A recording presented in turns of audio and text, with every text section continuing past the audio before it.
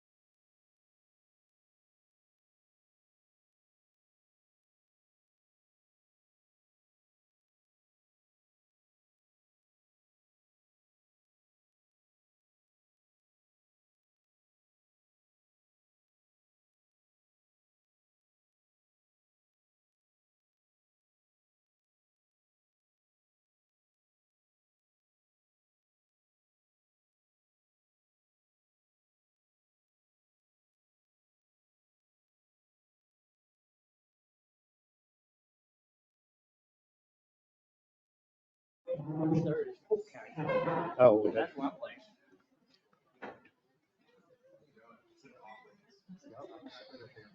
yeah. Yep. I want to wait. Yep. These people get done.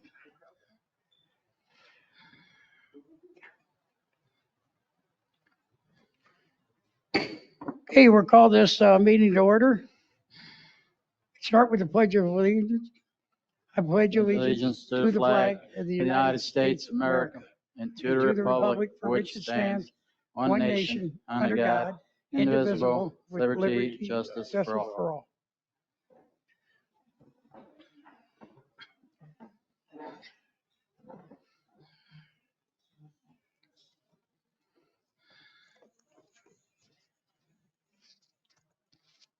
I want to welcome everyone.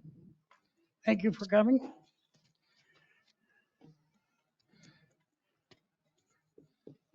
The next regular meeting of the Board of Supervisors will take place on Tuesday, March 11th, 2025 at 9 a.m. at the Community Center, 3500 Edgewater Drive, Sebring, Florida. Please silence or turn off your cell phones. Key upcoming event is March 4th to the 9th, 2025. The Wall That Heals, the official traveling Vietnam veteran, will come to Center Lake. We have a short presentation from Boz. Good evening, board. Good evening, citizens. I wanted to take advantage of a quick little business here. I got a security guard that he's off duty tonight, so I don't want to keep him long. He brought his wife. I don't want to keep her long. And he's done God's good work for this district. And what I wanted to highlight, though, is that this individual, as long as the rest of my security team, sometimes gets the bad rap. I get a lot of citizens saying, well, we don't need security. What do they do? They can't ticket anybody. They can't enforce any rules. No, they do a lot of good for this community. They're the eyes for the sheriff department. They're the eyes for the staff to get action done. And for peanuts, pennies on the dollar, we have 24/7 security that can address problems. Fires, we catch them early. Break-ins, if we notice them, we call the sheriff. We get involved. We check on houses for all our northerners or out-of-staters while they're out of state. So it's a great thing, but we have an incident here that within a very short period of time, Kevin, come on up here. We had, he was on duty, and I got two incidents. The board members are aware, and I'll just quickly read. Last Friday, let's get over here, Kevin. Last Friday, my neighbor fell in his driveway. Help came so fast, the security truck stopped and came and took over in such a nice way. He called the ambulance. He stayed with the individual. He actually helped pick up some of the stuff the individual dropped as he fell and took care of that while the individual was getting medical care and taken to the hospital. Second incident. This is from the Highlands County Property Appraiser's Office, a government official. A short while ago, there was a break-in at my home here in Sun and Lake. That's not good. Kevin was there to support her, waited with her for the police to arrive, stayed with her until she felt comfortable to be alone, checked the house, checked the doors, checked the windows, made sure she was in a safe environment, followed up with a phone call and allowed her to use his phone for another phone call. She lives alone. She truly appreciated what he provided to her when he didn't need to. His mandate is to patrol and report. He went above and beyond. So I wanted to recognize Kevin. Ma'am, you got a great husband. Now, you know that already. So I want to recognize him with a Sun and Lake coin. Board of Supervisors, please. This is the caliber of staff that you have working for you. Kevin, thank you very much. Everybody.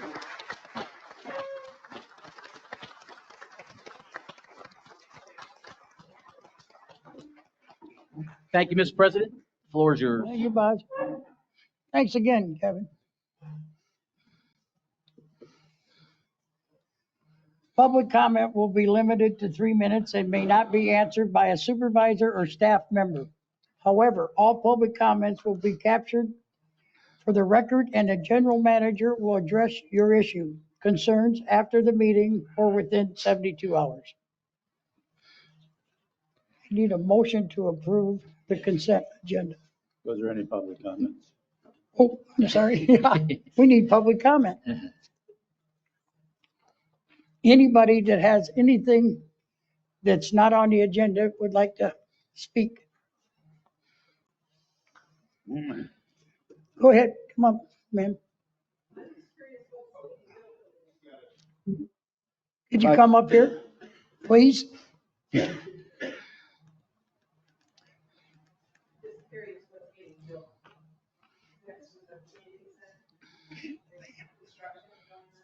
Can't hear you, ma'am. Just Sure. wondering what's going on next door here. Okay, I can answer that very quickly, Okay. Mr. President.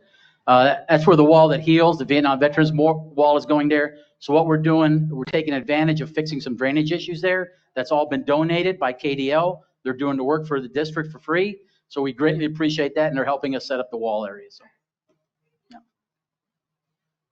anybody else? Okay, I need a motion to approve the consent agenda. Motion to approve it, the consent agenda as presented. second. We have a motion and a second. Do we need public comment? No. Okay. Roll call, please. Supervisor Herrick, Yes. Supervisor Norton, Yes. Supervisor Phillips, Yes. Supervisor McLaughlin, Yes. President Gilpin. Yes. Is Mr. Kurak here? No, so they had their board meeting this morning, but he didn't send me a note. so. Okay, do you have anything for us, Boz, on that? The only thing that happened, they did sell today's board meeting.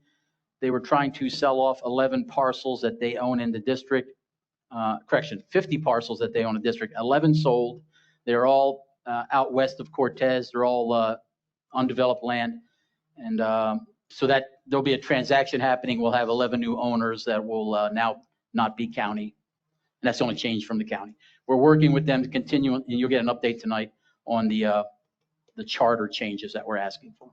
And you heard nothing about the recycle? Because I've had a couple questions, I know that. Yeah, no, Okay. that's been tabled because they're just approved a new contract with a new company and that was just approved today's board meeting. Until they fix that, then they were going to have discussions of waste fees as well as recycle centers. Okay, thank you. Action agenda. First quarter 2024, 2025 budget analysis. In your packet and on the screen, first quarter, this is October through December of 2024. This summarizes all the district finances in a snapshot. We're very well suited financially as a district. brought in over $9 million in revenue just in 3 months, spent about 5. This is all planned and budgeted. So we've actually received 60% of what we budgeted for in our district budget. And that was because there were some large deposits that we sought out that we recouped that were not budgeted for. FEMA, $200,000 grant from the state, and a few other things. So that definitely has spiked up in our revenues. Our budget expenses are on track. We're at right at around 35% of our 2025 budget. As you see there, we're positive across all the departments, to include golf, restaurant, utilities in general. We've placed about $7.3 million in our restricted fund, our reserves, our savings account. Just in 3 months, we were able to take advantage and get $110,000 in interest. Just so we're all, and I know the board understands for our citizens, prior to last year, the district was not taking full advantage of interest-bearing accounts. And in that same time period, we probably got about $10,000. So now we got a lot of free money from the banks, and that's a good thing. We've invested about $500,000 into our reserves during the same time period, addressing some issues at the bottom there, continuing to collect past due assessments, executing the budget across all our categories with fiscal restraint, no issues there. These numbers do not account for some of the changes that the board approved in the December budget amendment, but all those changes to the positive. So all those numbers you see there, more revenue, changes in our reserves, will be to the positive with the changes that we approved in December. You'll see that reflected in the next budget quarterly report when we do that. Any questions on this slide? Okay. Going specifically, because I know this is a hot topic for individuals, some individuals, for just our golf restaurant, I did start adding banquets because that's a discussion that we need to start having. First quarter, about $2 million in revenue. That's pretty good. We spent about 1.2.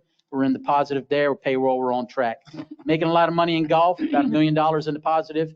We're making profit in the restaurant, about only $23,000. That's good. What we want to highlight in that revenue in the restaurant, there's about $100,000 specifically on banquets. And that's just in what we're generating currently. And you're seeing a challenge here this month. Perfect example is that because we don't have the space availability, we're having to close our restaurant for 8 days, half days, to host a banquet.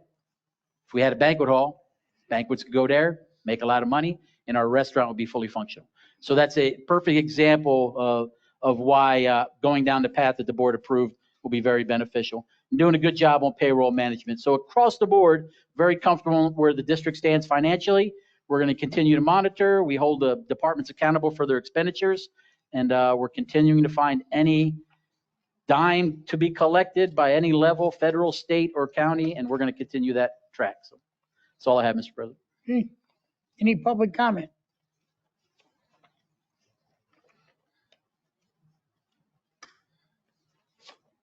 Good evening.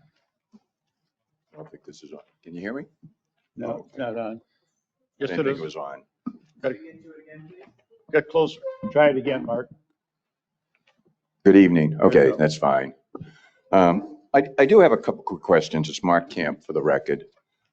On the budget here that you just put out, I'm guessing this is from October 1 to December 31st. Yes, sir. Okay.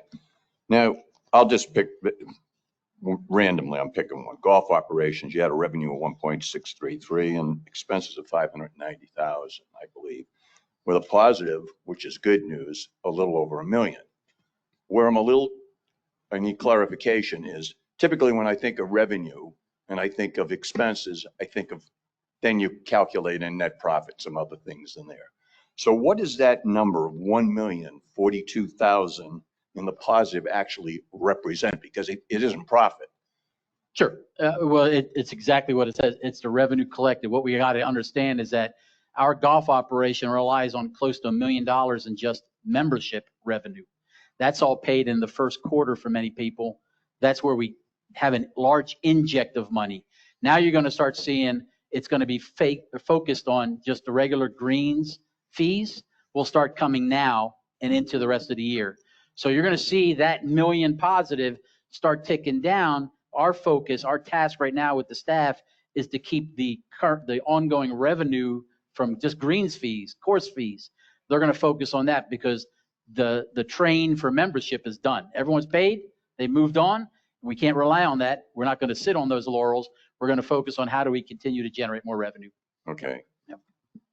That's what I kind of thought it was because I did look at, it looked like there was 990,000 in memberships. Yep. Okay, so that would be, now, does that apply also to the restaurant? Because you've got revenues there and you're in the plus of 23,400. So that quarter? Yeah, there's no large inject in any month to the restaurant like with a dues or anything. Okay. There's no members dues that go into our restaurant. So what you're seeing there is that should be the norm in our restaurant. At least that's the direction I've given Mike. That's the norm, that we should be always revenue positive in our restaurant operations. And you'll see that number probably for the rest of the next couple quarters, shooting for that $250,000 goal at the end of the year. Yeah, and it'll start to taper off, I know, around June or something. Yes, sir. Yeah, for Okay. sure. Yeah. No, you clarified it. Thank you Yeah. very much. I appreciate it. Yes, sir.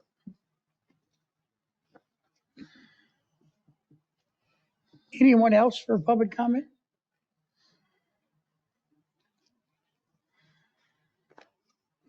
Okay, next is discussion on the proposal to conduct 2 Board of Supervisor meetings a month. And that would be Boz?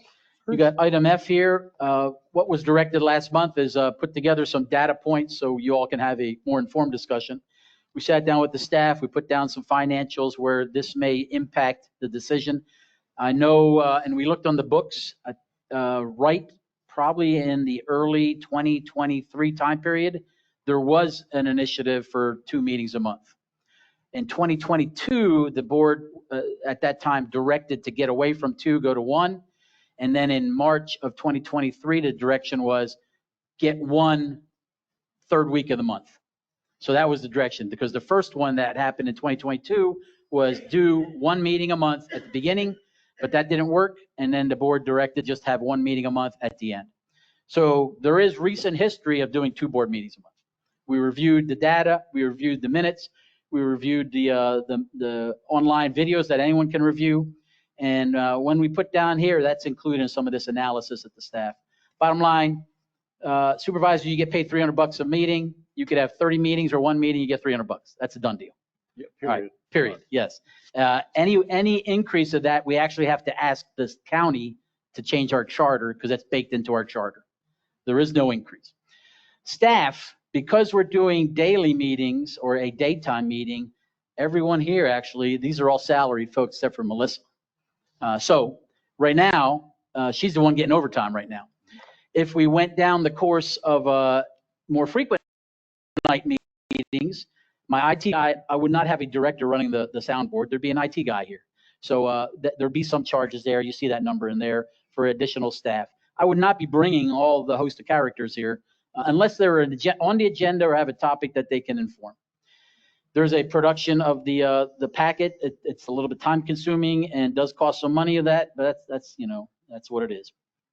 A bigger issue that since the board got away from 2 meetings a month, we have gone really full bore in renting this place out on a regular basis. In fact, just before this meeting, right at 5, the yoga folks were here and they had to roll out. So if we went and we started taking over the evenings, then I got to move HOAs, I got to move other meetings, book clubs and that type of stuff. We don't have other spaces to send them to. So that'd be a challenge and that would restrict us. I don't want to speak for my lawyer, but we hired him for 1 meeting a month and a couple special meetings. If we go to 2 meetings a month, I'm sure there'd be a review of the contract. He may increase it, they may not increase it. That's up to them. So that'd be a discussion we would have to have.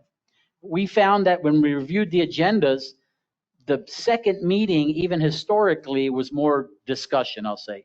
We don't have enough time to put together packets for motions and data search to have you doing motions every meeting. It's just not acceptable or not possible. So we as a staff, not obviously a financial increase, but we didn't see a value right now, but obviously we're going to do what the board wants. To put a picture to this. This is just this month going into March. This is the timeline that we as staff do for board meetings. We do the meeting, we prepare the minutes, we do a draft packet, we send the packet out. That's a week before we do the meeting, and it's a cycle. There's a little gap in there, but you see there's almost something happening every other week on board meetings. If we went to a 2 meeting a month, consistently every week. There's a lot of staff energy putting together packets, motions, that type of stuff, and getting you the right information. And ding me on this one. There's so much data in these books that's why you're getting last minute packets. That will continue. That would even be exasperated going to 2 meetings a month, because we're not going to be able to stack the books up properly with all the information you need for read aheads. That's more concerning to me, because what's invisible here is I gave you some numbers for actually hosting the meeting. This is going to consume a lot of time during the duty day for staff to put together everything to make this happen. That's our analysis. Obviously, you guys wanted to discuss this. I just pass it back to the president. Okay, is there any public comment?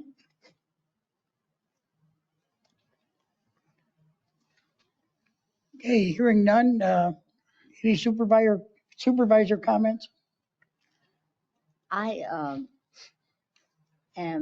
think that the 1 month, one a month is sufficient, not only from a financial standpoint, but also from a standpoint of time consuming to get our stuff. Because I don't know about you, but I read every page in this, and I have to do some research. So having 2 a month would really, I think 1 is enough. And I don't know that with 2, we would get that much more done because of the meeting, the motions. Okay, John? I think that it would help the citizens who can't make one, they could get the next one. The other thing is it may limit the amount of time. Sometimes we spend 3-4 hours at a meeting, and we could maybe cut down on the meeting time to maybe 2 hours each time. So I think it'd be a good idea, but doesn't seem like anybody's talking about it. So. Well, since we implemented them in 2023, I know of no issue that we have ever had that wasn't addressed at the one meeting. Our general manager is available 24/7, 7 days a week, and he has said that on numerous occasions. Majority of the problems that we have do not require board activity. It's something that the general manager can handle very easily and has. So I see no advantage whatsoever of spending additional money to do an additional meeting. Then we have a very good turnout tonight. This is very unusual turnout tonight. Might need to go to every other meeting at night. Mr. Norton? I'm not a fan. I would do what the board votes to do, of course. One of my questions I would have is, are we considering this because we're not getting our work done? Or are we doing it to make more opportunity for the public to take part?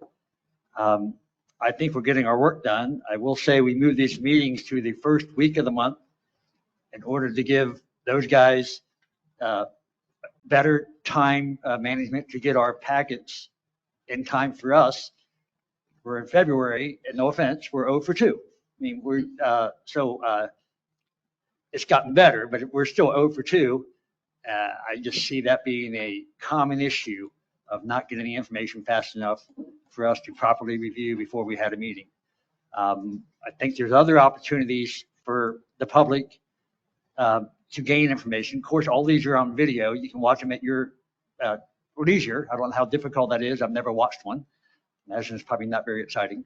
But I know you've had town halls. I think you mentioned maybe workshops if we're not getting our work done as a more informal way to meet the second time if we need to do something quick. But from my point of view, I haven't, kind of like Craig, I haven't seen us not be able to get our work done.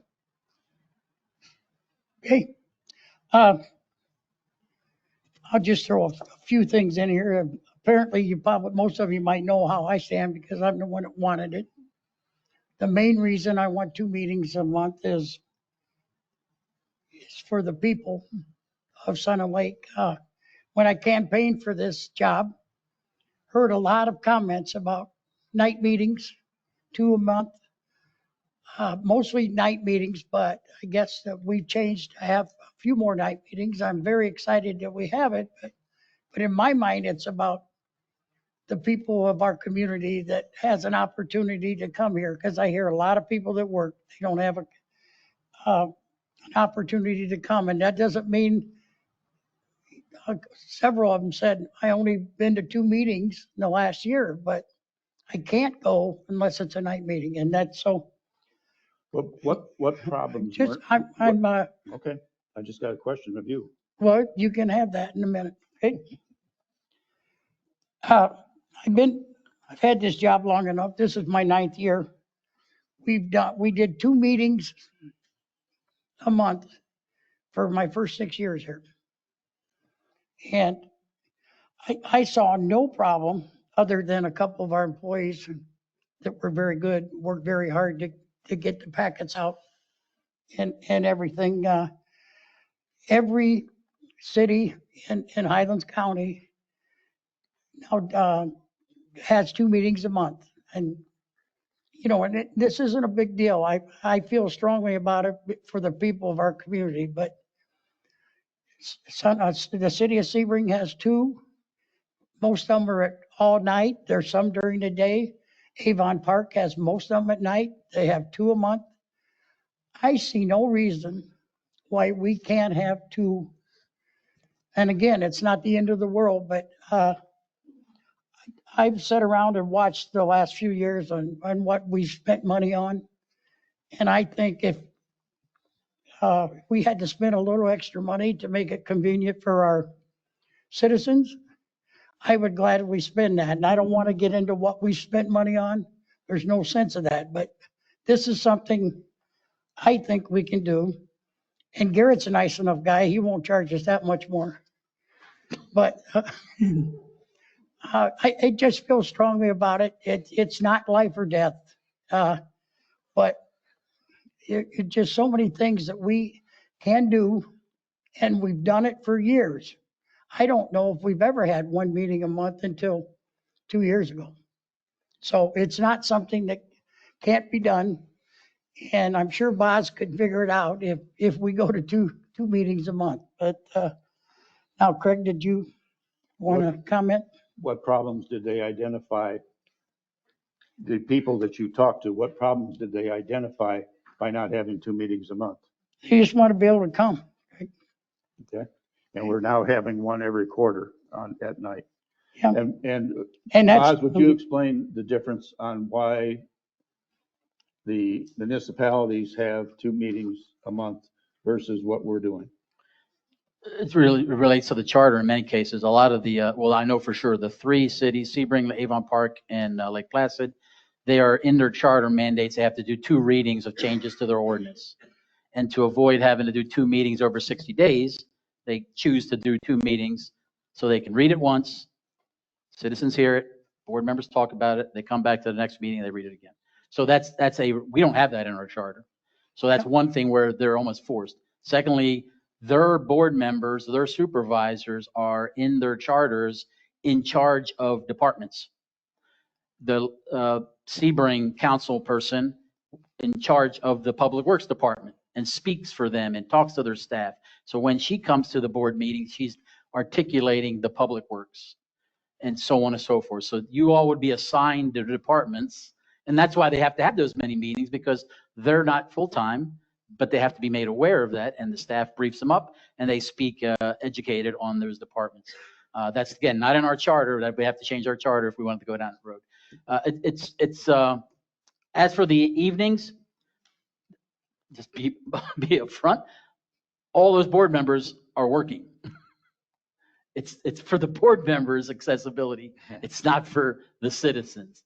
If there's only 1 person retired on Sebring and there's 1 person retired on Avon Park's board, so they're forced not to leave work. They do it. So there's specific reasons, but that's the main points. Yeah. Okay, any more questions? Mr. Herrick? No. No? Okay.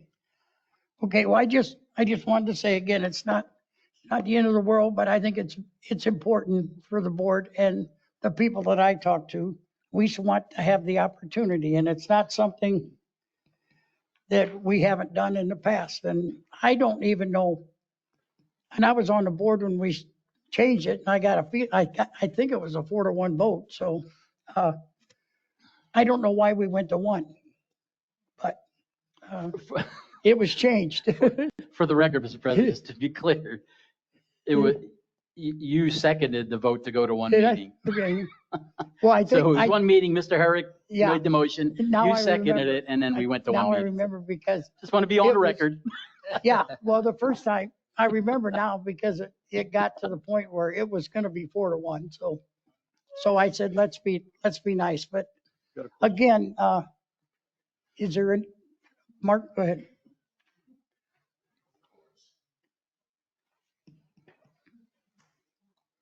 Mark Camp, President. I think there's a valid point to have them 2 meetings, okay? But I also think there's more this is just an opinion, you know how that works. Yeah, yep. I think it's better to have the 1 meeting. I mean, when I was on the board, we were on the board, there were all 2 meetings, and I remember that. But I think they're doing a good job with the 1 meeting right now. And if you were telling or asking, or your constituents were asking you about having multiple meetings 2 a month, I'm the only one that get up. Okay, I don't see a lot of people here saying, yeah, we want 2 a month. I'm just general observation, so just a comment. Yep. Thank you And- very much. Go ahead, Beverly. I've lived here for 27 years and we have never had the general manager and his staff as present in and working as well with the board of supervisors as we do now. It was always 2 different entities. You were the guys over there across the street and we were here. And I think it makes a big difference. And I think that's one of the reasons that we can have just 1 meeting a month, is because we get everything we need in time and can go through it. Because this is a little book. Yeah. This is a little book. Most of our books are this thick. Okay. Anything else? Anybody Nope. else? Anybody out there? I think. Go ahead, I ma'am. think, Oops, I'm go sorry. ahead.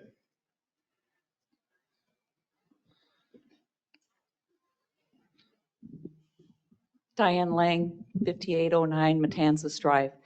I was a city clerk for 32 years. I put out agendas in my municipality. We had 2 meetings a month.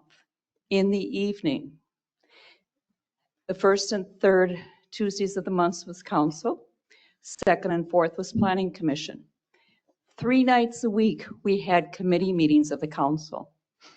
So we had personnel, finance, public works, all safety and ordinance. They met those other 3 nights on those odd weeks, and then they reported back to the council.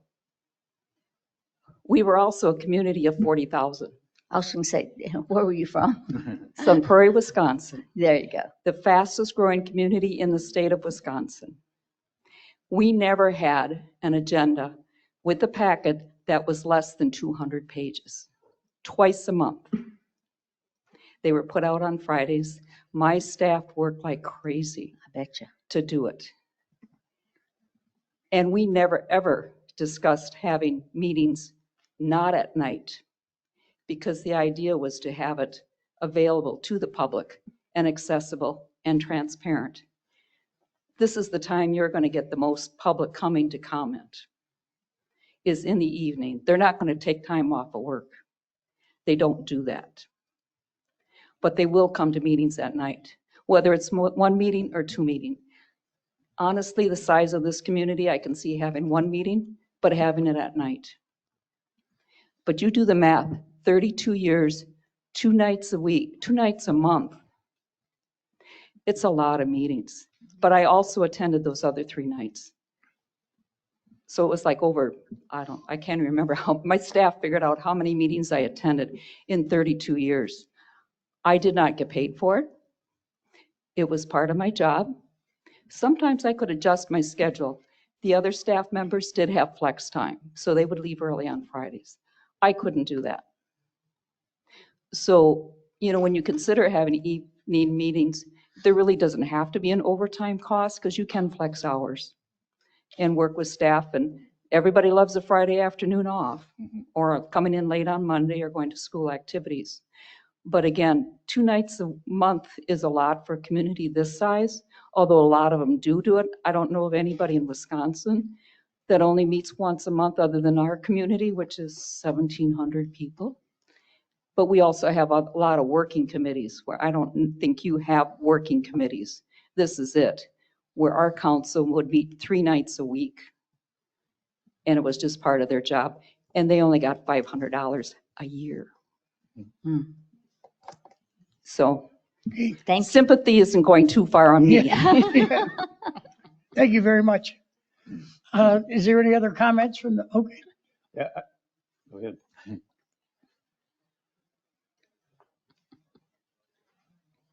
Jenny Cecil, 5257 Pebble Beach. If you have the history of the years before where you had 2 meetings, did you have good participation in the evenings? We didn't have any in the meet, we went, once in a while, we went to one, we tried it every once in a while. And no, we did not have good attendance. So They're all online. So All the videos you are would online. have to question, if you're going to spend this extra money, if you didn't have good attendance before, when you had 2 meetings in the past, what's changed? Well, a lot of them didn't know that, it was always done at, we didn't get it out. But I understand your opinion, but it was asked a lot. And that's all I can tell you. And I don't have an agenda. I am going to ask if we can vote on this just because there are elections and I want, like Boz would, like Boz would know if Sure. we have, can we do that? Can we vote? We have to have a motion, Gotta correct? have a motion. Well, yeah, I want one either way, but I just didn't know if we could have one. Don't have to have one unless it's for, to have. Well, I'd like to have a vote one way or the other. If there's a want to change what's currently happening, any member of the board can make a motion to that end. And if there's a second, there's a second. If not, the motion would die. Yeah. There's no requirement to have a motion either way to silence the issue. If the motion fails, it fails. And then Okay. Again, I believe because we have a very effective general manager, the day-to-day operations, which is what he is responsible for, that is not the board activity, is running very, very well right now. And that's why we are been satisfactorily doing just one meeting. It happens to be 2 times in the day and 1 at night. Right now, we're starting with every quarter having that meeting. And I believe if we weren't having an effective leadership as a general manager level, more problems would be arising and there would be more needs for problems. We don't have that, and we haven't had it for over 1.5 years that I'm aware of. So again, that's just the last I have to say about it. Okay, I have a comment too. okay. So this was brought up last month, and now we're voting tonight. We've gone to every other month night meetings. We have town halls quarterly or 3 times a year. We're taking steps to get more community engagement. I don't know why we necessarily want to race after bringing it up last month. We have to go all the way there this time. If that's the way we're going to do it, I can tell you how I'm going to vote now. Later in the year, if we see that there is more need for additional meeting, my vote would certainly go the other way. But I mean, this is one of the issues I have being on this board. We've made several decisions by bringing up something 1 month. You got 30 days and you're voting on it for high dollars. That's not always enough time to vote on something serious. And I think this is one of those cases. This is a big change for the board. And we've taken baby steps, if you will, and we need to let those take hold and see if they do improve attendance. If not, then we have that discussion. That's just how I feel. Okay, I'll do what the pleasure of the board. You tell me what you want. I want 1 meeting a month. I have no objection to Are going you to gonna night make- meetings. Make that a Make a motion? motion for 1 You- meeting a month. Just make a Well, motion. That's what we do now. Yeah. Why, I make a motion that we have 1 meeting a night. Seconded. I think Beverly meant one meeting a month. I mean, a month. Yeah. Yeah, And there was a second by Yeah. Mr. Herrick. Since that's what we're doing, do we need to vote on that? yeah, that's my question. Evidently, he wants to vote. That's what Well, I'm saying. we don't have to if that's, We don't have to. We're not going to change it. Yeah, there's We no don't have to. motion required to keep it the way Okay. it is. That's what I thought. and I think, I got my point across. I think everybody out there knows who's for it and who isn't. So I think that's all I wanted. Yeah, I'm Okay. not for it. So I don't know what that means. Means he's not for it. Evidently, that's what your whole product, the whole idea behind it is who's for it Okay. and who isn't. Well, now you know. Okay, next. Now we'll move on to discussion on the Troon contract. I think Baz, you're next. Another interesting topic, yes. Item G, Troon discussion. There was tasked last month to basically board members to have a discussion to either give direction to the staff. Really didn't put much into this. We pay $120,000 a year for Troon. We pay about $50,000 extra for additional charges, marketing, some IT stuff that they separately bill us, not included in the 120. That fluctuates each year. The question there is, we do internal surveys. Mike does those on some very targeted questions. This may be one, the survey we may need to get out to citizens to see their satisfaction with the Troon operation. Over the past 18 months since my arrival here, I've been on the record, and Brian, who's in the audience now, knows it because he receives it as the regional manager. I've sent 2 notices of displeasure with Troon's capability and what they're providing the district. And I asked for course change. I asked for some directed changes, and there's slow movement towards that. Once identified, held accountable, Troon does come back to the table, very slow, but they come back to the table with some course corrections. To even that, just last week, we solidified that we're going to do at my level, not at the Mike general manager, golf club manager level, at my level, a synchronization call with the Troon corporate staff to identify some issues where they could be more helpful to us in the future. At the staff level, from Mike on down, so we're all clear, because I do an annual assessment of all our high-end vendors or contractors. At the staff level, and the board received this last month, or January, yep. Troon is responsive and helpful, HR, food ordering, beverage, restaurant management. The staff is satisfied. Now understand, the staff all work for Troon. Just make sure we're on the record there. Again, yes, we pay them as a district, but they're on Troon. Troon HR controls them. But that's good. That's a good read. And I took that survey from the staff verbatim. I did not cull through it. I did not redline anything. I just cut and paste what was said and I put it in my report. And then there's a segment of my report that's the general manager level, my satisfaction. And Brian has that copy. And it's almost a tale of 2 worlds. I mean, it is, but it puts them on notice. At the district level, my HR, my finance, operations, there is very little. We go through Mike. I go through Mike and the team over there. If there's an issue, a question, which I prefer. But I have a challenge with that when the board holds me accountable for HR actions across my 170 staffers. I don't control a big chunk of that. Troon HR controls that. Same with finance. Troon offsite finance runs their books.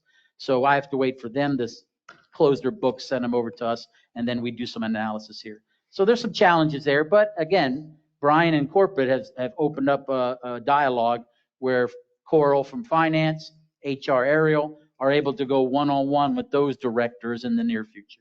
So I'm comfortable that we're going to work towards that. And then when there's an HR issue, the district HR person will be able to speak for the district staff and the Troon staff. Right now, they just talk for the 70 folks in the district. So we're working through it. We're muddling through it. Am I happy? Am I satisfied? No, I'm not. He's aware of it, though. They're aware of it. Mike hears it every day with me. And that's where it stands. I'll leave it to your board discussion. Is there any public comment?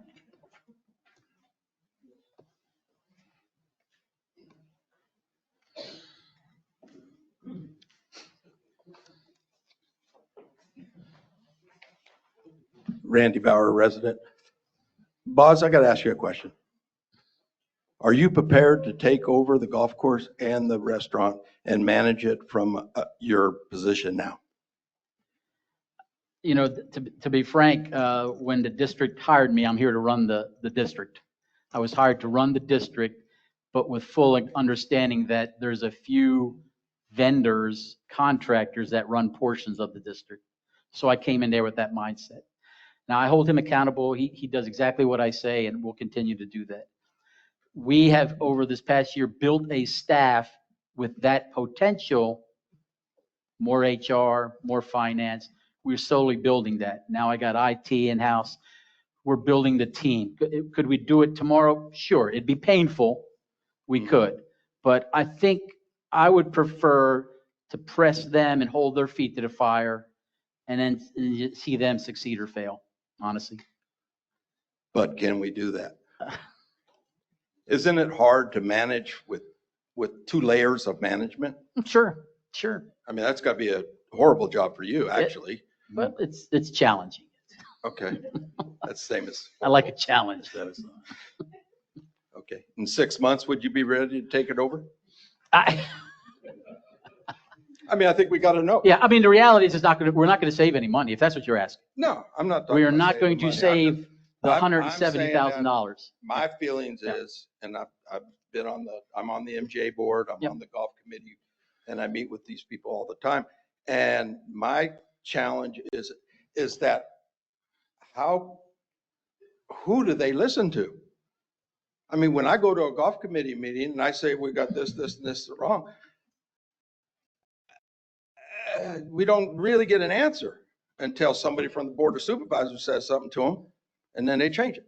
So it would be nice to be able to go, not to Troon, but to go to you and say, hey, look, we're not getting this done, or this, and then we could, it just would be so much easier to go to one manager who has control over Sun and Lakes. I guess that's it. Sure, yes, sir.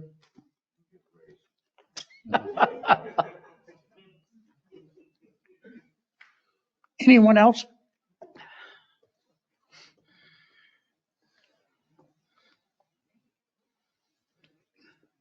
Does any of the board want to comment on anything? I was the one that had this put on the agenda.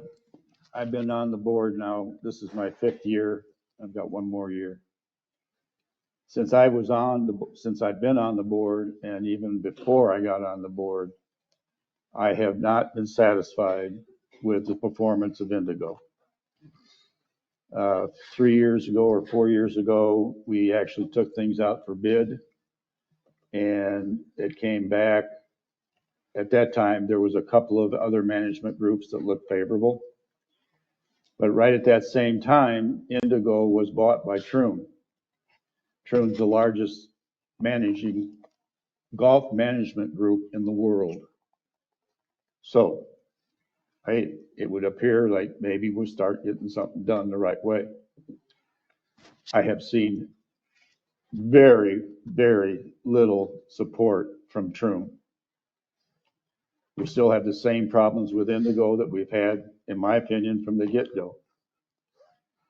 I would rather us take control. Maybe we wouldn't, as he just said, we wouldn't necessarily save the $170,000 because it would go spread over him bringing on the additional people, bringing those people over into our labor group. But in the same token, we are looking for an outside restaurant manager, and we're looking for a banquet manager.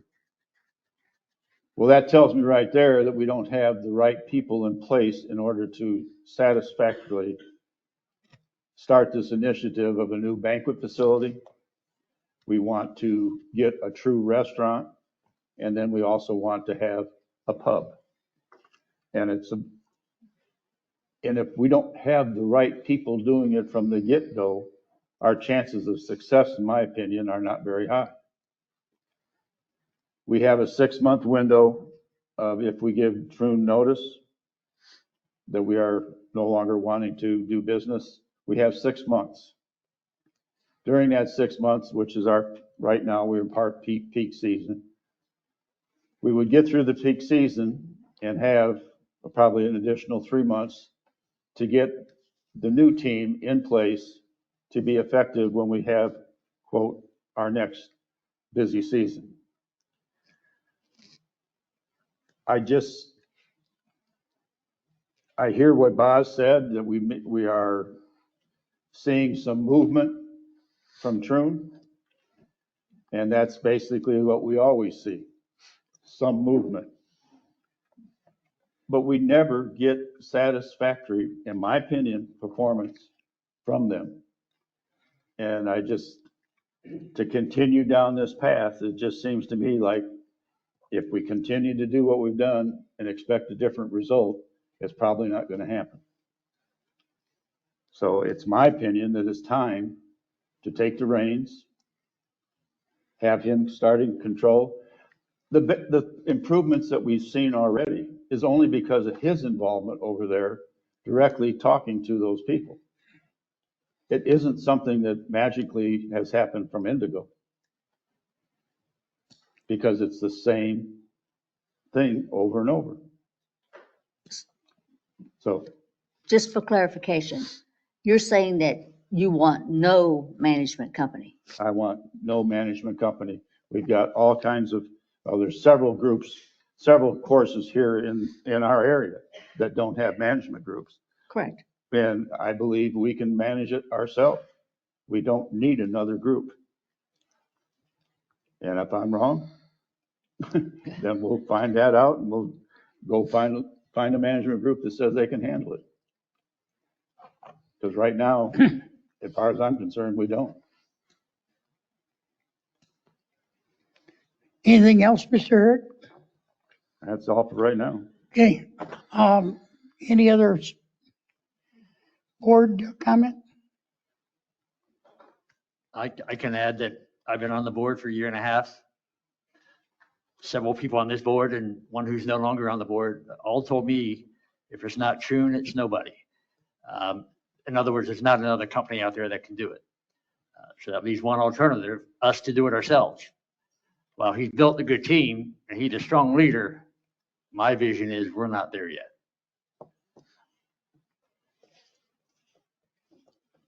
Hey, I don't have anything other than, I had a question when Supervisor Hurst brought it up that if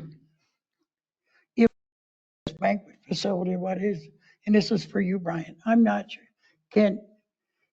you have to run it, don't you? No. No. Depends how you interpret the contract. I mean, obviously, you're in there. It depends how you interpret the contract, and obviously, we have not had our legal team look at it because there was no need at this point. Obviously, right now in our contract, it says all employees must be Troon employees. And we direct them. Okay. Okay, well, I just had that question, and I was surprised that it could even be talked about, but I would like from you an opinion from your lawyer at Troon, and I'd like to have Garrett, you give me an opinion, so I know, because this is probably gonna come up if this is what we're talking about. Sure. Garrett and our counsel are getting together over something else anyways, so. So that's an ongoing discussion you guys are having? Another,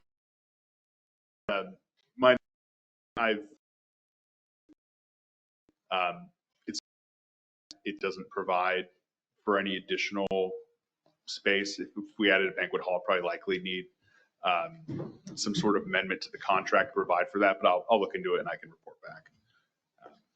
Yeah, I really like that, because that's big decisions that are coming if we're gonna build this thing, and we had intentions of not letting Troon run it. I didn't know that was even an option, but that's why it surprised me. So, Well, we current. So we need, what we don't need is two legal opinions that are different. Okay, So And I guess Well, if you guys meet, I can take a look and then I'll get with them and I can okay, report back. very both- good. That's what I'd like. Both viewpoints, Okay, yeah. thank you. If we, if we void the contract, then it doesn't matter. Yeah, but And I've had several individuals and employees ask me, if Troon leaves, do I lose my job? And that's a very valid question. And the, well, I'm We cleared asking. it up with the amendment change. They don't know. they do not. That's, They do not. We can hire all of them. If they so choose. It's still up to the individual. that's all I need to know. That's the way I read it. okay, what do we do, guys? Girls? Do we have an opinion or what you want to do or? I thought you wanted more information, sir. This was just meant for discussion. We Yeah, got one just tasker that will discussion. get a legal opinion on Okay, the so managers. we'll But I get think that and that's- then we'll bring it back. Okay.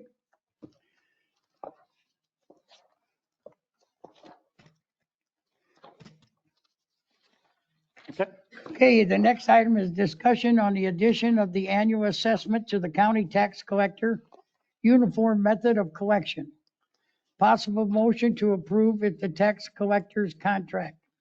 It's Boz, I So guess. this has been an ongoing discussion with the district currently and and since our inception, the district, except for a small period of time, the district has sent out billing for our assessments, our special assessments. And we do our self-billing, we collect our money and we take it that way. So it's not listed on a tax bill. A few years ago, the district went down a path right during a major inflationary time, went down a path to let the county do this for a very short period of time. And then the district stopped it. Basically, we could not find a firm reason why it was stopped. There's nothing in our records. It just showed that it was stopped. So in our attempt to try to ease some of the problems with tax collection, assessment collection, this came back up as an issue of an ability to utilize the tax collector's office to clarify for all the folks that get a bill, one bill a month or one bill a year from the county, and it lists your trash can, it lists your fire service, it lists your school board tax, your county tax. And right now it does not list assessments. Assessments would be on there, and then you'd be able to have one bill paid. You get all the same exemptions, same deductions, and then people aren't confused. There is a small population in Sun and Lake that we deal with every day when they call us and say, I already paid my county taxes. I say, yes, you did, but you didn't pay the district. So we have some issues with that. This would alleviate that because they would not get a district bill anymore. As you see here on the notes, this is just a timeline. It costs us about $25K to do our own mailing for our assessment bills. We do late notices, got it. We do a second bill, got it. And then if we as a district, because we are the masters of our own destiny, went down a route on foreclosures in a period of time, there's a cost to that. And right now, that's a cost that we would burden for the district to try to recoup some money if these individuals never paid anything. So that's currently how it goes. What this would do is that reporting to the county on a yearly basis, we would send them our tax roll, our assessment roll. They would include it into the tax bills. The tax bill comes out, it's mailed, same discounts apply. And then monthly you would receive your deductions or reductions in that if you pay it early, but you would still pay it in full by March 31st. And that's the same timeline as us. The difference here is with the county doing this for us, on March 31st, the books are closed, you have not paid your taxes or your school taxes or your county assessment or your district assessment. In 1 June, all those folks, they sell the tax certificate. The county automatically does that. It's an automatic process. We don't do that now. We send out late notices. We try to collect. We talk to the people and we try to find out how we do that. The following year, if that same individual refused to pay anything, they haven't made good with the county, then the county has the option to do a tax deed sale and recoup their money as well. So they're recouping everything. The good difference there, the main difference there is they sell the certificate. We as a district get made whole. Our assessments get paid. They sell the tax deed, we're again made whole, our money gets recouped. There's about 10 to 15% that do not sell. Then the county just owns them, and we won't see any money of that until the county finally transfers them. So I was asked by the board, put together what the numbers would look like if we went down this road. So to the left, I went back just 3 years. To the left, you see how much we billed, how much we collected, and how much debt people did not pay their assessments. It's a big chunk, about $1 million a year people do not pay. Now, it ain't the people sitting in this audience. It's the people that own vacant land out by Balboa, that probably live out of state, that don't never seen this place. They bought it online. They bought it from a family member. They inherited it. They don't know. They don't care. So it's those folks that are equaling that $1 million. We try to recoup it. We send out notices. We try to get them to get current.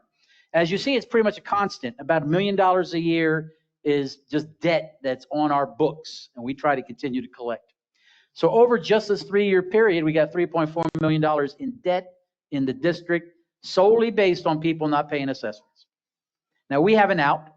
We launch him out, potentially to do foreclosures at a later date. We have that option. But so far, we are recouping some of that money, but not a lot, $400K, because we're really focused on people just to pay their bills. So that's what's going on right now.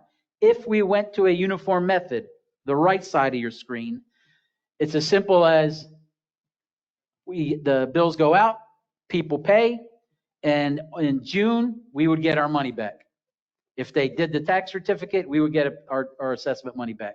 The county's made whole, they get their money back. The following June, we would again get our money back if that person did not pay. So if you follow the trail here of money, in the same 3-year time period where we would not be where we are currently about $3 million in debt, because we don't take advantage of this system, we would be about $700,000 in debt, the people that don't pay anything. And all that money would have been sent to us from our county into our coffers. We would have been made whole as best as possible if certificates were sold, if tax deeds were sold. So it's a major difference in how we recoup money. We have a lot of debt from just past due assessments on our books that our district staff, our finance department, is beating the bushes trying to collect that money over time. And this would take us out of the loop there. We would not be involved in that, because once you go on the uniform method, the county tax collector is the big hammer. They're the ones that can take your house, fine you, put a lien, all that type of stuff. That's their lawyers. It's them. We don't do it. They just send us a check. Costs money to do that, about $150,000 a year. They take a percentage of our total assessment bill, but you saw the numbers of what we are paying now to run it. Spring Lake does this. They've been doing it for many years. They're definitely not as big as us, not as complex as us, but they are taking advantage of the uniform method. We're the only district in Highlands County, and there's smaller districts, not like us. There's water districts and fire districts. We're the only district that does not take advantage of the uniform method of collection. We do it in-house. So I was tasked, there's the numbers. I mean, financially, yeah, it makes sense. We could always pull out if one time in the future, like we did last time.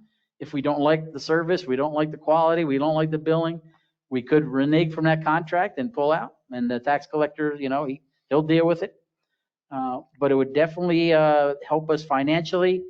It doesn't eliminate my finance department. They're still doing the billing for the wastewater. They're still doing the billing for any special dealings. They're still collecting money. They're still having to do everything from this year back. So that debt of $3.4 million, and there's a lot more, they're still collecting that. The tax collector does not assume your debt. They just start fresh from the year you sign up with them, and then they'll move forward with it. The data we were tasked to provide, questions I have from the board, from the staff. Garrett's knowledgeable on this. Coral's dug into this. So I have a question. Customer service from the county, do we know if there's any issues with any of these other districts? You mentioned discounts, and if my bill's $100, but if I pay it by this time it's $90, is that all understood there at the county? Oh, yes, sir. Yeah, that's okay. Status quo. That doesn't change. Yeah. Okay. Yeah. Their taxes are done the same way. Yeah, you're still, Ms. Beverly brought up a point that right now you could I guess, float debt. You could pay your taxes in November and then wait till March to pay your assessment. You, with the county in charge of it, you get that tax bill, you got to pay it all. You can't just send in $1,000 because you'll be in arrears. So you don't have that flexibility, but you still get the same discounts if you pay it early, the same discounts we offer. Yeah. So if you pay it in December, you'll still get 3% off of your total bill, and they'll take it. They support that. They're a bigger organization. I can't speak to their customer service. You're not going to call the county and get the finance director on the phone like you do in our district. Right. So that won't happen, but Yeah. you're not And going I'm to. still speaking for a lot of our citizens. You can pay the one bill in November, and then after Christmas, and a lot of our families have children, and Yes, they've ma'am. got a lot of expenses from Thanksgiving to Christmas, and they can wait till January Sure. and That's pay the rest of it then. Yep. That's all I'm saying. And with the county, you could also pay it all the way up to April, I think, without a, April 1st. Yeah, That's first. the last But day the to whole pay. thing, yeah. the whole thing, right? Yep. And Coral, you still get calls. Yes. Okay. Yes, you'll get calls, yes. Mhm. Even though the county would be collecting the district assessments under this method, the district is still responsive to its citizens. If there's an error in the assessment, if we add an extra zero on the assessment roll and we don't catch it, and someone gets a bill for $10,000 instead of $1,000, right? We still handle all that. We get with the county on that. So customer service, we still do a good bit. I did want to clarify one thing that Boz had said, just because I think it's important. When when a particular parcel's taxes go unsold for any year, and you're delinquent, and then in the summer when the county issues the certificates for sale, the entire, whatever the total amount of unpaid taxes are, that's what the certificate sells for. So if someone buys a certificate, what they're doing is they're buying an interest rate. So you pay X number of dollars, you get a guaranteed interest rate of like 8 or 9% or something like that. That's what most of them get bid to. And the government gets its money. The county gets its money. The district gets its money. After 3 years of a tax certificate going unsold, if the owner has not redeemed the certificate, paid it off, plus the interest and costs, that individual can call for a tax deed sale. And that's just a way to let the property go to auction. If there are any remaining certificates that have gone unsold, sometimes that happens. It's not very frequent because, again, it's free money. If someone buys the property for the face value of all the unclaimed certificates, then the district would get its money at that point. But generally, each year when the certificates are sold, the district would receive 95, 98%, a very high percentage of whatever the unpaid assessments were. The perfect example is the 11 parcels the county just sold today. We get nothing because we're not part of this system.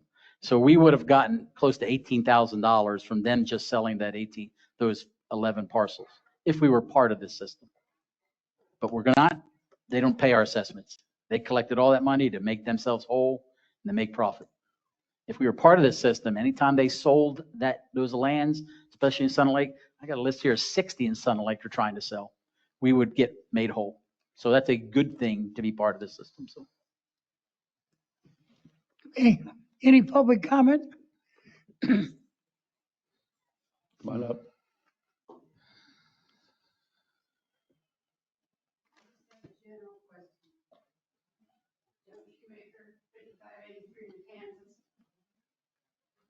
Would the charter have to be changed? Because I know that specifically divides it. Instead of saying, okay, let's let them do it, we're going to do it. Say that again. Charter. The charter, would that have to be amended? No, the district has the authority under Chapter 197 Florida statutes to adopt the uniform method. Our charter doesn't prohibit the district from doing it. And if the charter did prohibit the district from doing it, which it doesn't, we've looked, the Florida statutes take precedent over a county ordinance. Okay. Yeah. Yeah, because that makes a difference. The board it still does. sets the assessment rate. Well, The I county know. does not get involved in that whatsoever. I know, but you still have a district and you have a charter and you Yes, have ma'am. rules Yes. and regulations. Also, has anyone considered leasing out the dining area and the banquets and doing it that way if Troon's not going to be a part of it? That you have to keep it the way it is? Because at one time they did approach a couple different restaurants to come in and take it over, rent it out, blah, blah. Unfortunately, we've moved past that agenda item for now. Well, think about it. I think if you want to, I think Boz will Yep. get you after the meeting. Thank you. Anybody else? Come on up, please.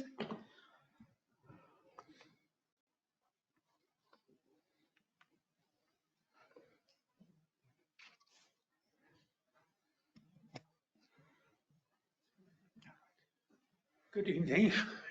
Gary Cecil, 5257 Pebble Beach Drive. I'm just looking at the numbers up there and the $300,000 in savings. Is that excluding the $170,000 that it's going to cost to do that? I think that was a number that was used. We would pay a percentage of our total tax roll, our non-ad valorem tax roll every year, but then we don't pay that all at one time. We pay it only when they get paid. So they take that 3% out of every month they send us a check. They'll take that 3% out of that. Okay, so those are the residents that pay their bills Yes, are sir. paying 3%. That's the $170,000 Oh, yes, sir. that you came up with that number. Check. So those residents that pay their bill are Okay. paying the $170,000 to get back the $300,000. So essentially that number is only $130,000 after the residents pay out $170,000 to get that money back. I'd have to sit down with you, sir, and we'll work the math. That's not the way this would roll out. But I kind of understand your logic stream there. We'd have to sit down and, yeah. I mean, We have I don't want people to walk away without paying yes, sir. what they should be paying. Don't get me wrong Yeah. there. It just bugs me that the people that pay their bill are going to finance going after the people that don't pay their bill. That's what really bothers me. Yeah. That's what bothers me about the whole deal. It might be helpful to note when the tax certificates are sold each year, the folks who are delinquent who don't pay, right? And then the county advertises the certificate for sale. When someone buys the certificate, they're essentially paying off the total amount due, right, on that particular bill. In that scenario, the district gets the money that it otherwise wouldn't get without going through the foreclosure process. So that money goes to the district and that's a variable that you have no idea. Yeah, it goes to the district, not to the citizens. Yeah. I mean, that, yeah, It you goes don't to the know what district, not to that'll the be. That's citizens. kind of up in the air. Well, I mean, it's whatever the unpaid assessments are on the certificate we get. If they pay, yeah. No, not if someone buys, someone off the street can buy the certificate. And the reason, folks buy them is because there's a very lucrative interest rate that's attached to them. There's an auction held. This is the way the process works. There's an auction. I think it starts at 15%, and the auction is to bid down the interest rate. So people bid it down. What are they willing to take it at? However, there's a baseline. I think it's 5% right now, where the lowest you can bid the interest rate down is 5%. And now that we're sort of getting back to lower interest rates on most products, it's sort of generally, I think the certificates will become much more, folks will look at them as better investments rather than just parking it in like a CD or something like that. But yeah, that's what happens. Folks buy down the interest rate. They pay the county whatever the total amount due on that property is. And that's the county, that's the method of collection that they have that we don't have. So when they recoup the $100-something that, that vacant lot didn't pay, they send it in a check to the district. and they take their 3% from it, but that's another $100-something that we wouldn't have otherwise had. So yes, so everyone who pays the county, when the money comes to us, 3% is deducted, but it's not just the number collected by the folks who pay their bills. It's also, we're paying 3% on the money they collect for the delinquent folks as well. So that's the benefit. We don't have to go foreclose. And the separate item, Boz didn't bring it up, but you make a great point. If we were to do it ourselves, what would it cost? I think the cheapest foreclosure firm in town right now is, I think it's like $2,500 per parcel to do a residential foreclosure. You're paying a law firm $2,500 to go foreclose on a property with a $190 delinquent balance.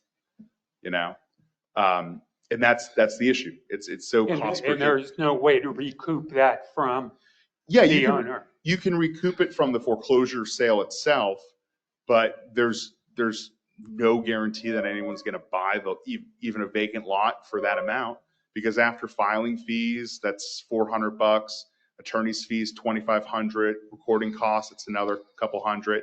If you have to do a notice of the action because you don't have a good address for them, many of these vacant lots, we're having to do notices in the paper. That's $100-something, and then it becomes, is someone willing to pay $3,500, $4,000 for one of these vacant lots? We only get our attorney's fees back if we sell the property at the foreclosure sale. Otherwise, we eat the costs, but we get the land.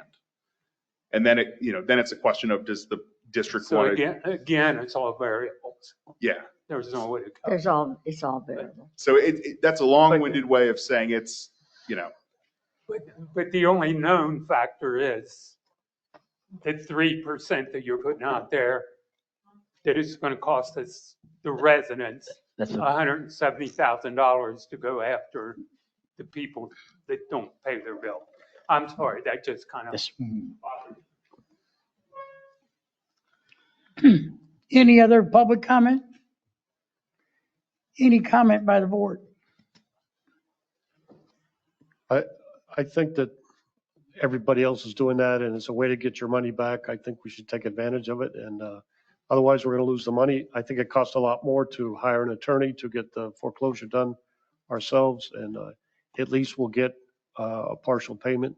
3% is not a lot to invest if you're getting some money back, but if you're not getting anything, we're just going to have vacant land sitting out there and never get anything out of it. So I think we should try it and see how it works.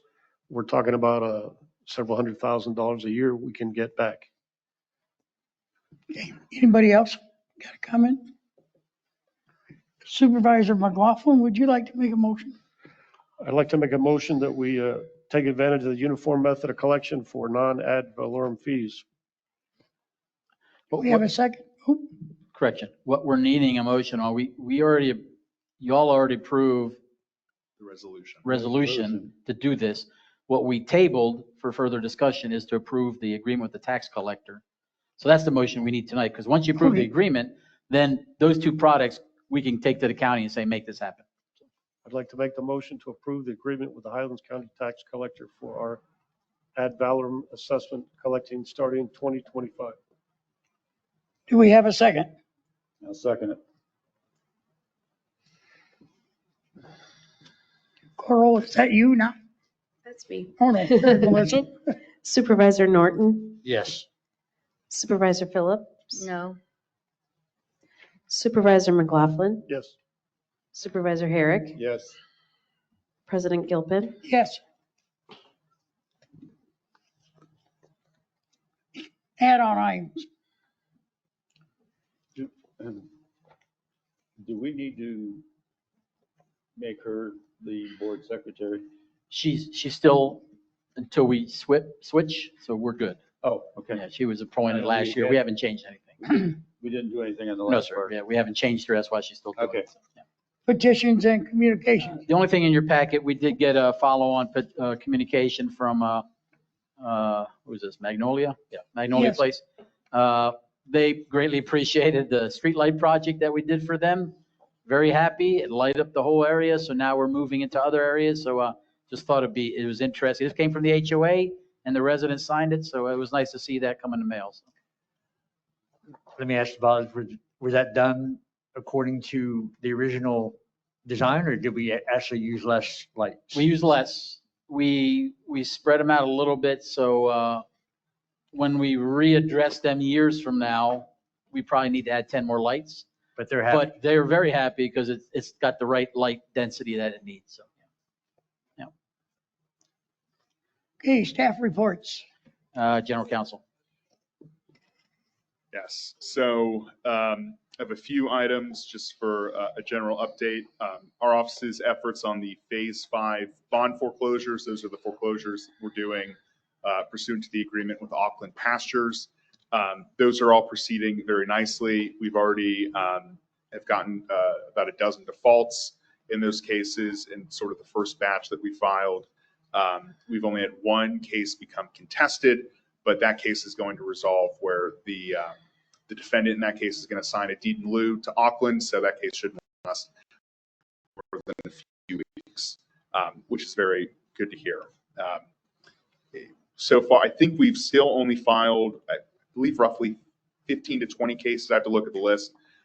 We had a little bit of a snafu with getting the retainer for the filing fees for these cases. Again, for these foreclosure cases, the filing fee, if the amount foreclosed on is less than $50,000, is about $430.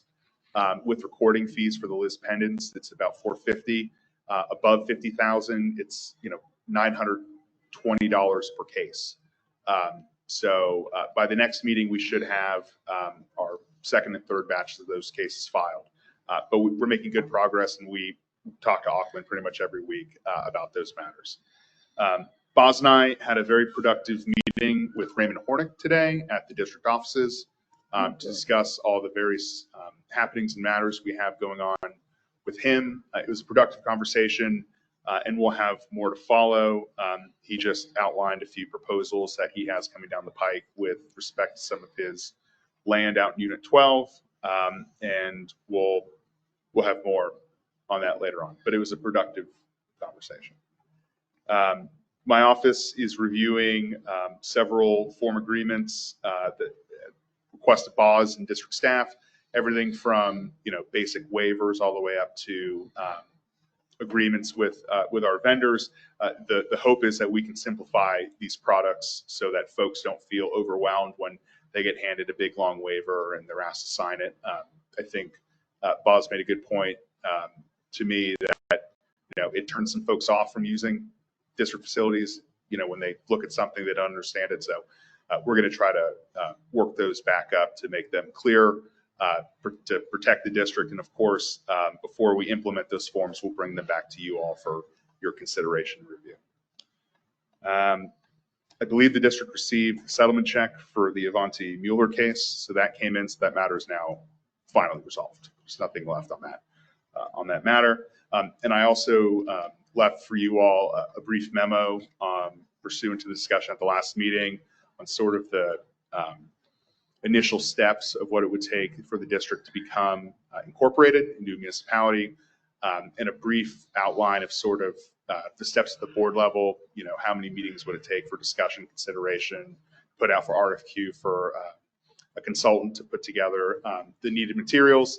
I can tell you if, at the next board meeting when, if it's the pleasure of the board to discuss it, we're looking no sooner than 2027 for anything substantial to really move. So just some initial information. I made it bare bones. If you have any additional questions, just call me, email me, and we can chat offline. Other than that, I do not have, but by the next meeting, I'll do a look at the Troon contract. If I have a very clear understanding of what I think is going on, I'll send I'll send an email to Boz, and then he can disseminate that all to you well before the meeting, so that you have that information, even in advance of when you get your packet, so you have that. Okay, thank you. Yep. I got one question on your discussions with Hornick. You guys are discussing and you're going to bring that back to us with a couple recommendations, or one, or what do you got? Yeah, and I know you attended a number of meetings last year, but one of the issues we ran into with Mr. Hornick was the amendment to the option agreement. Right. that the prior district general manager signed in 2023. It's our opinion that that agreement's invalid because it was not approved by the board. That's right. Because the original agreement not only was approved by the board, but was approved pursuant to a resolution by the board. And the agreement provided that any amendments needed to be Right. done within the same context of the original agreement. You know, you had the GM and the prior attorney just, you know, not to say anyone, you know, made any mistakes, but clearly I think Mr. Hornick's come around to the position that that's probably what's going on. He came to us with some points, some things in the other two Hornick agreements, in the Arlington 1 and 2 agreements. That's not the option. That was for the sale of the 460 some odd parcels. There are several obligations in that agreement that are not great, that we're, you know, obligated to do environmental remediation, things like that, providing land for offsets. So, you know, I told him prior that if he had things he wanted to offer us to try to make something work to avoid issues in the future, we would hear him out. We heard him out today. And as we get more concrete information, if we think it's relevant to pass on, or if you guys want to hear it either way, we'll certainly do that. Okay, thank you. General Manager report, you have a very lengthy, what I would ask the board, if there's something in that 30-page product that is on our website, so citizens, you can read the General Manager report, it's posted by month, please just ask me and we'll add a category. We've added some more financial stuff in there and operations a little bit different, so please, if we're not scratching an itch, tell me and we'll get the right data in there. You see some progress going on in Woods and Irons. We scraped out, we got rid of the palms. We'll be adding that asphalt later this week into next week. That's that bump out for waiting for the school bus. We'll be finishing the Pebble at the end of Pebble Beach on the east side of Deer. We'll be cleaning up that cul-de-sac with some coquina and packing it down for the turnaround point, and a few other projects going on around there. We received the language for the Haskell wastewater plant design work. Professional engineering design. I sent that to Garrett. They're reviewing it legalese to see if there's issues. And then once we're satisfied, I'll be bringing that back to the board. So you all approved the 1.5. You approved them in general. This is the finite details of them doing specifically X, Y, and Z over the next 12 months contractually. And then that's what you'll be approving at that point in time. Walden Hills, we're moving along well. We got a meeting tomorrow with the DC folks, and then Thursday we have a meeting internal every week. We're up to about $30,000 in donations, which is great turnout from a lot of our vendors as well as citizens. We're definitely needing volunteers assistance. We got about 30% of our positions covered. Coral's running that operation, so we got to get the word out for anyone to help with volunteering for a station at the wall, be it on the wall, at a desk, in here for the volunteers. We definitely need some help there, and we will work with your schedules. I mean, she has blocks of time, but you say you want to give us 2 hours, we'll take you for 2 hours. So please see Coral or pass folks to her, and as well as other things with the wall. Right now, we're going to be limiting to, just for situation awareness, 3 main events. There'll be a welcome home ceremony on Thursday night. There'll be a Agent Orange ceremony on Friday night, and there'll be a TAPS where we read off all the deceased service members from Vietnam, from Highlands County specifically. That'll be Saturday night. And then there's a closing ceremony. So the rest of the time, we're focused on tours. We got about 1,500 kids signed up for tours. All the schools are coming, so that's great. They're going to be bringing them here, Sun and Lake, Hill Goose and all the high schools. And then we're reached out to the elder care homes. The facilities are all sending those folks. So we're really looking forward to getting a lot of folks to visit the wall and to reflect there and honor those folks. Garrett mentioned the parcel acquisition. We're actively going in the wastewater area, Unit 12 and other areas, the conservation area, and we're getting good feedback from our citizens there. Buzz, Sir? that work that's going on out there, the lady asked about earlier. Yes. I'm being asked a lot as well. Can we get some fresh pictures and put them on Facebook page, et cetera? We will. Can you pass that to Bernardo? Yeah. Yes, we will. Yeah. And on our website, it does still say March 4th, and I just wanted to make sure you guys were going to come back tonight and say March 11th is good. So are you all still satisfied? That's the board meeting, March 11th, 9 o'clock? Okay, we'll change it on our website. We'll make it official. And now that we have that guidance, so, because right now with that, to deconflict with the wall, that week's going to be very busy for all of us because that's the day the parade comes in from Highway 27. Yeah, this is an eye chart. I apologize. Don't worry about this. This one, and I don't think this is in your package because I just got this back from the county, so I apologize. This is the ask that the county is working for code and charter changes.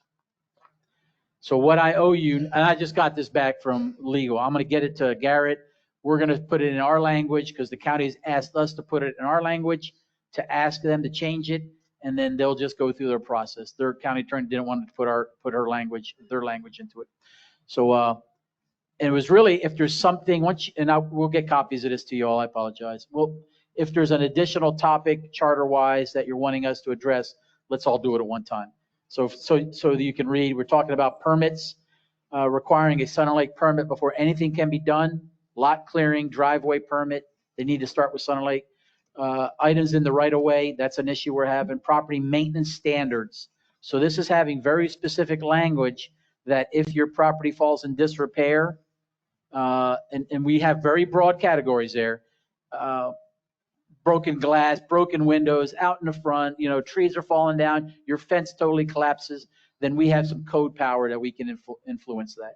So stuff like that. Lighting, we're having some issues across the district with people put out exterior lights that are shining on their neighbor's property, in their neighbor's windows. There's a code against that, and we need that added to our code. And then a Sun and Lake permit required. So this is the start point. You'll be able to read the language that we're asking, and then if there's something else. This is not tied to the initiative for getting an overlay over Sun and Lake for not code enforcement, building codes. That's a different discussion. This is to change our charter language on very specific topics that are already in the charter.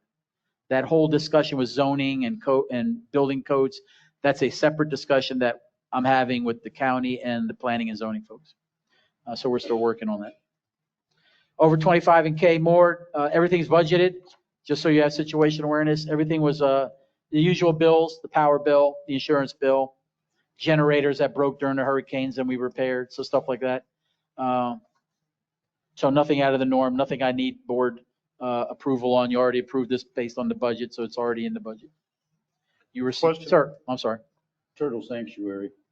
They're still pushing dirt up there, where I think we're down to 10, 15 acres cleared. So we're working up and working along Avon Park boundary.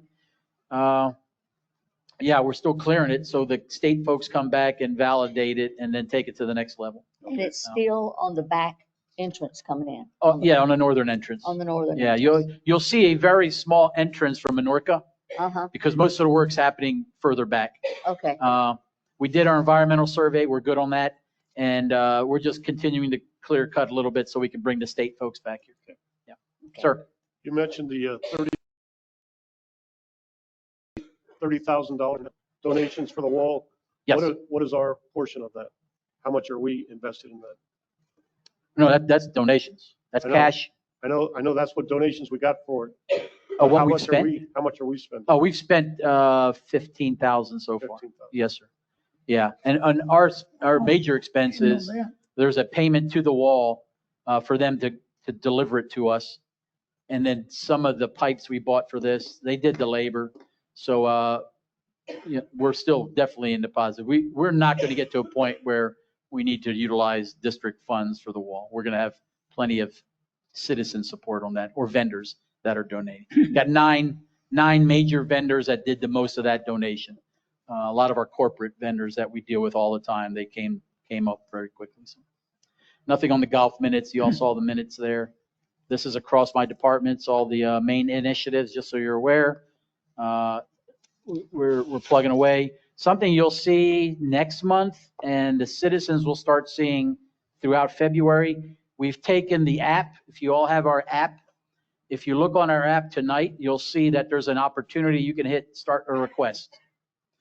And that's a method that you as a citizen, you as a board member, can actually ask a service to be done, report a pothole, report a code violation, take a picture. It comes straight to the right folks. You don't have to call us anymore. It's automatically tied to your phone. We're going to offer some services, some training, I'll call it, citizen awareness sessions across the district where citizens that are interested will come. We'll make sure you have the app. We'll explain how it is. But truly, if you see a pothole and if you're interested, you can say start a request, hit a button that says pothole, take a picture, type in the address, send, and then boom. And what you'll get back consistently is we received it, we're fixing it, it's fixed, and here's a picture. Automatically back to you guys without ever having to pick up a phone and talk to us. So that's just the next level of service that we're doing with our application. And we'll have a session on that next month. IT, Cameron, will lay that out very quickly for y'all, and we'll have individual sessions with you all to see how you guys want to manipulate it. We're using it also, the better benefit of this is we're using it internally for tasking across my departments. So now internally, if my finance person needs light bulbs repaired in this building, she sends a request to my building's maintenance people. Now it's tracked. I can see the manpower hours. It's a lot. It's going to save us so much effort in emails, phone calls internally. The perk is citizens can do it as well. So that's a good thing. RPAC grants, we're going to be putting together about $500,000 in RPAC grants. This is the recreational grants the county gives out. A lake trail around the lake here with some gym equipment, I'll call it, exercise equipment, and stations, seating, and shelters. A continuation of the walking trail from Cortez along Sun Lake Boulevard all the way out to Balboa. Two major projects that'll expand our capacity for residents. What is going to be the walking? What is going to be the base? It's going to be concrete? It's going to be It's going to be shale? concrete. Concrete? It's going to be exactly what we have on Sun Lake. We're just going to Okay. take it all the way out. I'm talking about the walking trail. Oh, here too. Yes, ma'am. Okay, thank you. Concrete with pads for Thank you. seating area. Yeah. Do we have easement all the way around the lake? That's the one area that we're going to have to do some discussions with the villas there. The Yeah, villas. that- They were totally, Agree. 2 years ago, they were totally against it. Yes, sir. So we'll have those discussions and we'll see where it goes. If it has to stop in two areas, that's where it stops. But I think once we lay it out and we explain the perks and benefits and we show that it's going to be a buffer, we should be able to explain that. And I'll take that challenge on to explain that to the residents. Lights are on order coming in, and all we're going to do, if you go down Pebble Beach on the west side, if you can visualize, there's 3 lights now. Take out the middle light. We're going to start putting those lights in about 600 feet apart. So the light spectrum is not going to touch. There's going to be a little bit of gap, but if you go there at night, you'll see it's almost, it doesn't impact anything. It'll give you consistent light down the street, and now it gives us the ability that all of Unit 16 outside and all of Unit 16 inside the perimeter of Deer will be able to get lighting under this contract we have with solar lights. So that'll take care of 2 main areas, and then next year we'll work into more areas. The light is very sufficient. It's done well with the bad weather we had, even with the low power solar. It's still burning bright, so I'm very impressed with that. And that's it from our departments. Did we get back that lady about wanting to buy one? We did pass on. She wanted to buy it not for her house here, her business outside. Gotcha. So we pointed her in the right direction. Okay. That's all I have from staff and from GM report. It's up to your questions, Mr. President. Could you get us a schedule of the wall? Yes. And Yeah. what you want, I mean, not when it is, but I'm sure you're gonna need the supervisors, aren't you, Yes, sir. or something? Yes. You know, The main of, yes, we'll get you the schedule. just let us know a couple. Yep. As quick as you can. Will do. Okay, follow-up items? Discussion to and from the board? And I want to thank everyone here for coming. It's a nice show up. I hope to see you next time. Thank you. Meeting adjourned.